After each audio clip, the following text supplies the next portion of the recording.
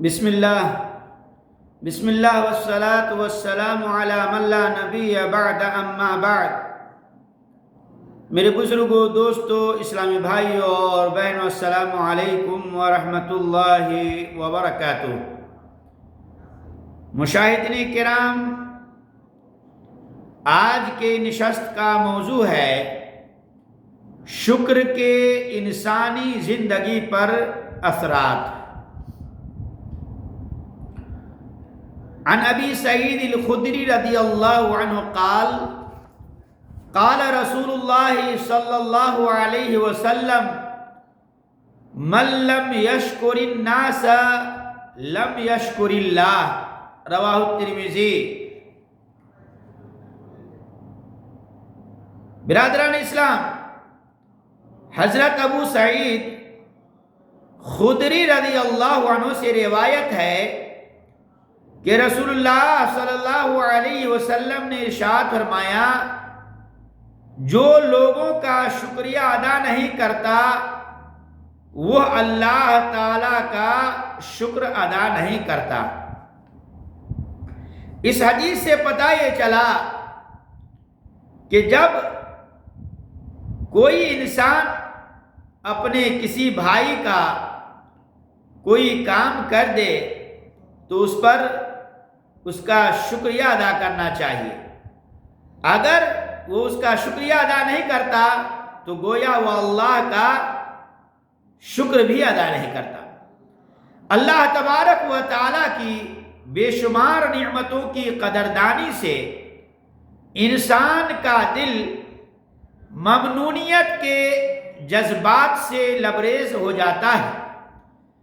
پھر یہ احسان مندی اور قدر شناسی کے جذبات انسان کے دل میں ایمان کے چراغ کو روشن کر دیتے ہیں۔ یہ ایک ناقابل تردید حقیقت ہے کہ شکر سے بڑھ کر کوئی اور چیز انسان کے دل میں اللہ تعالی کی عظمت اور شان ربوبیت کو راسخ اور پختہ کرنے والی نہیں ہے۔ جیسا کہ اللہ تبارک و تعالیٰ کا فرمان ہے، ما یفعل اللہ بعذابکم ان شکرتم وآمنتم وکان اللہ شاکرا علیما۔ اللہ تعالیٰ تمہیں عذاب دے کر کیا کرے گا اگر تم شکر کرو اور ایمان لاؤ۔ اللہ تعالیٰ قدردان اور جاننے والا ہے۔ میرے اسلامی بھائیوں اور بہنوں، اس آیت کریمہ میں شکر مقدم اور ایمان مؤخر ہے، جو اس بات پر دلالت کرتا ہے کہ شکر سے ایمان پیدا ہوتا ہے۔ اللہ تعالیٰ نے اپنی نعمتوں کا شکر ادا کرنے کا بار بار تقاضا اس لیے کیا ہے کہ کہیں ہم یہ نہ سمجھنے لگیں کہ اللہ تعالیٰ کے فضل و کرم کے سوا ہم خود بھی ان نعمتوں کے مستحق ہیں۔ ان کے لیے نہ کوئی ہمارا خاندانی استحقاق تھا، نہ علمی اور عملی استحقاق۔ جو کچھ ملا اس کے فضل و کرم سے ملا، اور جو کچھ ملے گا وہ اسی کی عطا اور بخشش ہوگی۔ انسان ان گنت احسانات خداوندی کو دیکھ کر یہ سمجھنے لگتا ہے کہ مجھ پر اللہ تعالی کا احسان نہیں بلکہ فطرت کی عام بخشش ہے، جس کے شکر کی کوئی ضرورت نہیں ہے۔ یہ وہ بیج ہے جس سے کفر اور الحاد کی شاخیں پھوٹتی ہیں، جیسے فرعون، قارون، نمرود وغیرہ کی مثالیں ہمارے سامنے ہیں۔ اللہ تعالیٰ نے قرآن پاک میں اپنا ایک احسان تو گنوایا ہے اور اس پر شکر ادا کرنے کی تلقین فرمائی ہے۔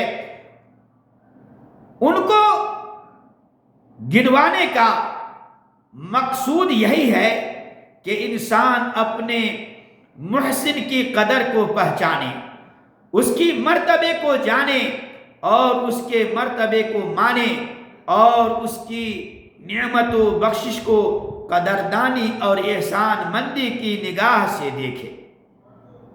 میرے اسلامی بھائیوں، یہی وہ جذبہ ہے جس کی بنا پر بندے کے دل میں اللہ تعالیٰ کی قدر و عظمت کا داعیہ ابھرتا ہے، پھر اس کی بدولت انسان احکام الہی کی پیروی کرتا ہے۔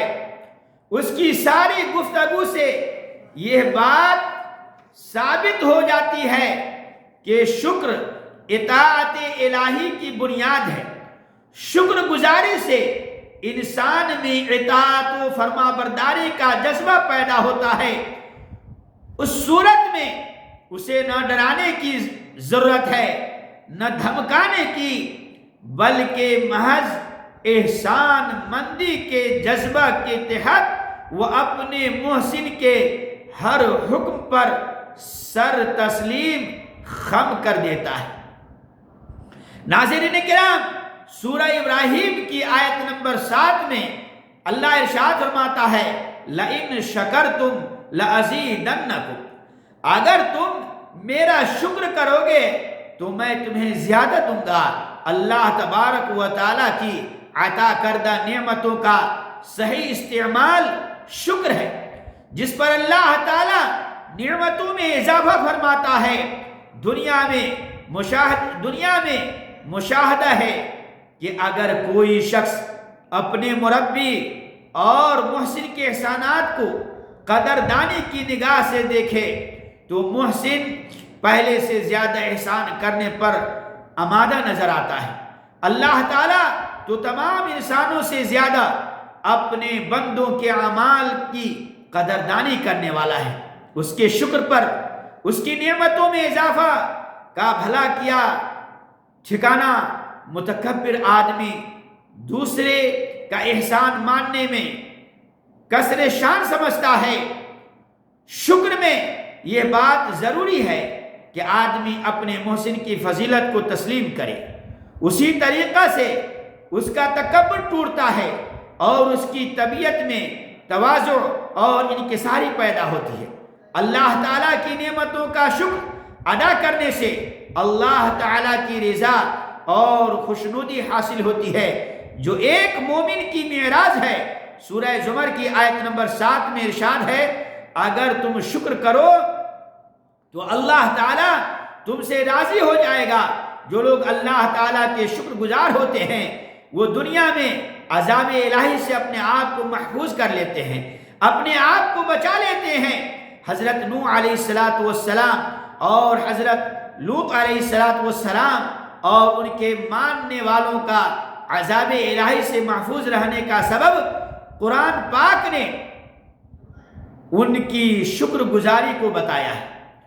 شکر گزاروں کو اللہ تعالی آخرت کی نعمتوں سے بھی خوب نوازے گا۔ ارشاد باری ہے شکر کرنے والوں کو ہم عن قریب بدلہ دیں گے۔ شکر گزاری کی وجہ سے جب اہل ثروت اپنے غریب اور محتاج بھائیوں کی مالی اور جسمانی خدمات کریں گے تو ان کے درمیان محبت و خلوص کے جذبات پیدا ہوں گے، جو حسن معاشرت کی بنیاد ہے۔ اسی طرح معاشرے میں محبت کی فضا پیدا ہو جاتی ہے۔ شکر گناہوں کا کفارہ بنتا ہے۔ ایک حدیث میں رسول کریم صلی اللہ علیہ وسلم کا ارشاد ہے کہ جو شخص کھانا کھائے اور کہے کہ شکر اس اللہ کا جس نے ہر تدبیر اور طاقت کے بغیر مجھے کھانا دیا، تو اس کے پہلے گناہ معاف کر دیے جاتے ہیں۔ اس لیے بھائیو، جب بھی ہم کوئی چیز کھائیں پئیں تو اللہ کا شکر بجا لائیں، الحمدللہ کم سے کم کہیں۔ اللہ تعالیٰ کی دی ہوئی قوتوں اور صلاحیتوں کو ٹھیک اسی کی مرضی کے مطابق استعمال کرنا بھی شکر ہے۔ جب کوئی فرد یا قوم اپنی قوتوں اور صلاحیتوں کو ٹھیک ٹھیک استعمال کرتی ہے وہی دنیا میں عزت پاتی ہے۔ اب آخر میں اللہ رب العزت سے دعا ہے کہ الہی ہم سب کو اپنا شکر گزار بندہ بنا لے، آمین۔ اقول قولی ھذا واستغفر اللہ لی ولکم من کل ذنب فاستغفروہ انہ ھو الغفور الرحیم۔